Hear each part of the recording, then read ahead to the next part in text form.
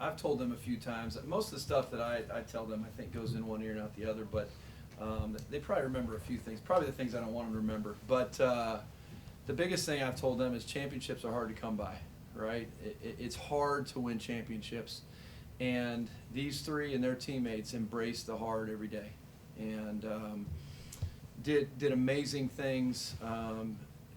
Behind every team, there's a lot of stories that the media doesn't know and that people around, they just see the product on the court. But all the hard work, all the tough moments that they've gone through together as sisters and it pays off in big ways. And I'm so proud of our team, really proud of our coaching staff, the best assistant coaches and trainers and sports performance people that just do a great job, academic people that do such a great job for our program. Shout out to Buffalo for getting to this game and playing a great tournament, and to the rest of the league. It's an honor to represent the Mid-American Conference going to the NCAA tournament. That sounds really good, but we want to represent the MAC real well. And proud of these three. I spoke very highly of these two yesterday, and I threw Dionna's name in yesterday, but man, the way she stepped up today, hit big shots, really proud of when we needed her, she was there, and that was big for our team. So exciting moment for Kent State women's basketball. Questions for our championship student athletes? Really for all three of you guys were part of something that hasn't been done since 2002. So just what's this moment feel to you personally? We were honestly talking about it on the walk-in here and said it hasn't really hit us yet, I feel like, but we've been working for this, This has been our goal for the last 4 years at least. We always talk about fight for our seniors, and Katie is someone who's given everything she has to this team, so we really want to do it for her, Mick, and Abby. So it's just a surreal moment for us. Hey, Katie, just in that second quarter, you guys really struggled offensively. What was the mood like in the locker room just after that second quarter? We just picked each other up. We looked at each other in our faces, how we do, and we said we believe in each other and we're not losing this game. This is our game, and we put in the work to do it, and then we went out and we took care of business. And Dionna, just there in that third quarter, you hit a few big threes, especially in that first part of the third quarter to cut the deficit and then wanted to retake the lead. Just was there something at halftime that maybe sparked that to maybe want to go out there and just try and get some momentum back for you guys after the poor shooting in the second quarter? Yeah, I can say I wasn't really proud of my first half, so I knew if we needed to win this game, I needed to step up and do my part as well. And like Bridget said, we've talked about all season doing this for our seniors, and I looked at Katie in the locker room at halftime, and I knew I needed to do something about it. So just them trusting in me and me being able to step up and do that means a lot. For either of you, can you speak of the offensive domination you guys had in these past couple games? Just in general, just trying to continue to attack and stick to your game plan. Yeah, I think that we just we had energy for each other whenever anyone missed a shot, or if Bridget got down, maybe missed a shot, we were like, no, Bridget, you're shooting again, because we believe in each other, and just keeping the energy going, and I think that helped us to execute on offense. And defensively, I think that's what leads to our good offense. So we were really connected, and we talk about that all the time, to being connected on the defensive end, and that leads to our transition points, which leads to easier buckets, which leads to wins. Before the season even started, I got to talk to you about what the homework of this team was going to be, and you said that it was scoring in transition, so kind of talk about how that has affected you and how that's kind of carried through the tournament. Yeah, as the season's grown, that's been a really big emphasis. And we just continue to get better at it and we've done it at really important times when we needed it most, so that was really good for us and our success. Obviously the season's not over, but how do you strike that balance between celebrating this win but also looking forward to what's coming ahead?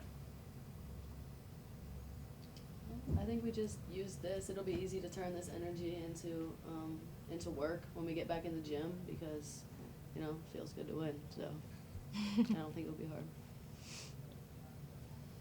For anyone, a lot of times in this type of environment, it's easy to kind of take hero ball, and you get the ball, you're looking for a shot.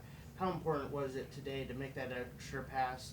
Dionna was wide open on a couple of those threes. Instead of forcing a shot, getting the ball to the open player. We really focus on playing team basketball. Like, we're a very disciplined team. Like, no one's really selfish, so we're always looking for the extra pass because we trust all our teammates to knock it down when, we need them to be there, they'll be there. So we just focus on that, and we try not to play hero ball as much as we can.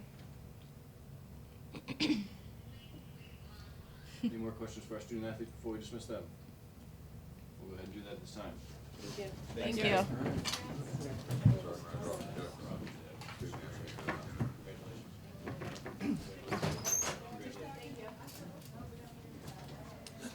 Questions for MAC champion Todd Starkey? Say that again. Wait, I didn't hear you. Questions for Coach Todd Starkey, MAC champion? All right, thanks. It's just the same question I asked the players, just something that hasn't been done in a long time. You're part of history here for Kent State. Just what does it mean to you, and then what does it mean for the program as a whole? Yeah, winning is hard, and championships are even harder. And this group, from the beginning, had belief that they could get to this point. We talked about it even when we had some setbacks during the year. We played a really tough non-conference schedule. The places we went on the road, not everybody's willing to do that. And I wanted to put them in those settings so that when we got in these type of moments, if we were able to get in these type of moments, the moment wasn't too big for them. And I think that paid off. So really good feeling to see that come together. And then once again for our seniors, and especially for Abby Ogle, for Michaela Morris as seniors to get this way. But for Katie Shumate, 5 years here and not leaving, trusting the process, staying here, being loyal to Kent State in the atmosphere that is college basketball right now, speaks volumes. She's a bio pre-med major, right, and has goals beyond basketball as well, and does things the right way and works hard. And to see it happen for her makes me really proud. And for our alums too, former players that played for us too. A lot of them were here today, and we're really proud of this moment for our players and our program. And just during that second quarter, there was the struggles. Was maybe the foul troubles players were picking up caused you to maybe shift into lineups that in the previous games you were able to stay a little bit more consistent? Yeah, I mean that was definitely a thing. We got out of our lineups got a little bit skewed and that type of thing. The bigger thing was we started taking some shots that were ill-advised. When we've been playing well, our shot selection's been really, really good, and we've been disciplined. And so we went into the locker room, and there was no panic, right? We weren't like, oh my gosh, what are we gonna do here? The look on their faces was they're like, okay, coach, give us what we need to know. We'll make the adjustments. And then I just said, let's get back to playing the type of basketball that got us here, playing through the paint, really getting the ball inside out. Take threes that are there. Right, don't pass up good shots, but let's play through the paint. And 29 points in the third quarter. Kudos to them for executing. Coaches can change game plans and do that type of thing. Players have to execute, and they have to make plays, and they did over and over and again.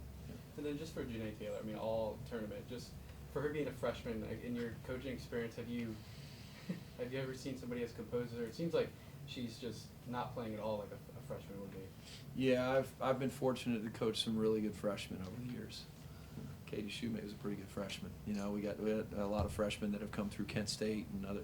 But Janae on this stage, right, for a freshman to play like she has, I don't know her field goal percentage. She was 14 for 22 coming in today, so that's 17 for 27. A freshman in the MAC tournament in an NBA arena to go 17 for 27 from the floor. It might be some kind of record, I don't know. But I mean, just you watched her play. I mean, just she didn't get sped up. When she made mistakes, she made up for them. So really proud of what she was able to do.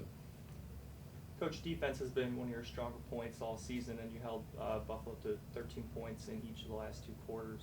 How do you feel like they really kind of rose to that occasion there in the championship moment? Really proud. Really proud. I mean, with the first thing that we do, and this is not a cool and popular thing, right? You don't recruit players on defense. Come to Kent State and play defense. You'll love it, right? But the thing that happens is when they get there, we start building our defense from day one, right? and so that it pays off when we get to this time of year. And they've just continued to get better and better defensively. And when we've had lapses, they know it. They own it. That's a sign of a great team and maturity, is when they own their mistakes, and they owned it at halftime. They knew they weren't doing what they were capable of, and they took pride in that in the second half. I mean, that's a really good offensive team and the best individual offensive player in the conference. I mean, Chella Watson is talented. I mean, some of the shots she hit were amazing, but we wanted to continue to make her shots tough, and we were able to do that. But 26 points in the second half, I mean, what a great team defensive effort. You've brought some pretty successful teams to Cleveland. What is it about this team that pushed them over the top this year? Yeah, that's a good question. That's a good, because we have had some really good teams that have gotten up here. This 8-year run for women's basketball in the MAC, I mean, if you look back, you've got some of the best in each individual, like Central Michigan, Buffalo, Ball State, Toledo, the list goes, Ohio. Some of the best individual teams in their school's history have been in this last 8-year period, and so it's hard to get there. Even if you have a good team, you're not guaranteed that, right? And so sometimes you just need a little bit of luck, some things to go your way, and to play really well at the right time, and that's really what it came down to. You guys had a lot of fans in today's game. Anything you want to say to support you've received all season? You know, it's so great to. People always tell me, why do you come out early and talk to people and stuff like that? I mean, it's just because I really enjoy our fans and the people that support our program.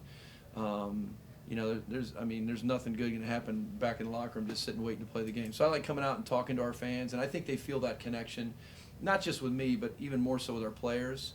Win or lose at home, we keep our players on the court for 15, 20 minutes after every game to interact with our fans, and they have a relationship with them. And so to look up in the stands and see those same people that have been with us through thick and thin here to support that, and they love Kent State, and so it's great to provide great opportunities for excitement for them. You know.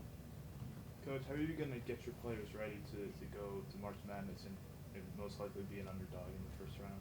Yeah, we love that. We love the underdog role. I mean, once again, we played at LSU earlier this year, and we were down 1 at halftime, took the lead in the third quarter.